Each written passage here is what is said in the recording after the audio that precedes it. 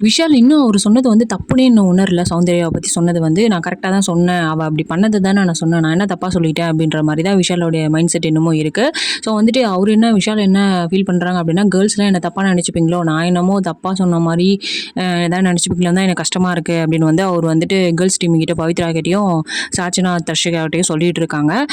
அப்போ உனக்கு நீ சொன்னதுக்கே உனக்கு அப்படி இருக்குன்னா, அந்த பொண்ணு எதர்ச்சியா பண்ணத வந்துட்டு நீ தப்பா ப்ரொஜெக்ட் பண்ணி, அந்த பொண்ணோட கேரக்டரையும் வந்துட்டு நீ ஸ்பாயில் பண்ணியிருக்க. ஸோ அது வந்துட்டு என்ன மாரி ஒரு விஷயம்ன்றது வந்து அவர் இன்னும் புரிஞ்சுக்கலன்னு தான் நெனைக்கிறேன். சௌந்தர்யா வெளிய வந்ததுக்கப்புறம் அது என்ன விஷயம் பேசினாருன்றத வந்து தெரிஞ்சுக்க தான் போறாங்க. ஆனா, அந்த இடத்துல நம்ம குறும்படமா போட்டு காட்டிட்டோம் அப்படின்னா, அது வந்து எல்லாருமே வந்து சௌந்தர்யா பார்க்குற பார்வையே வேற மாரி ஆயிடும். அன்னைக்கு தீபக் வந்து பேசினதுக்கான எதிரொலிப்புமே வந்து விஷால் பேசினதுக்கான காரணம் தான். அதுக்கு விஷால் அந்த மாரி பேசல அப்படின்னா, சாதாரணமா தான் தொட்டுருப்பாங்க அப்படின்னு வந்துட்டு தீபக்குமே அவ்வளோ ரியாக்ட் பண்ணியிருக்க மாட்டாங்க. அது ஒரு பிரச்சனையும் மாறி இருக்காது.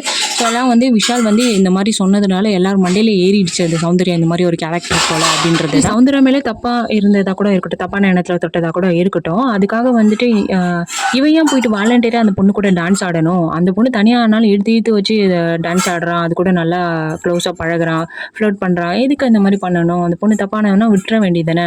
அந்த பொண்ணோட கேரக்டரே வந்துட்டு ஒரு மாரி அ கேவலமா பண்றால்ல.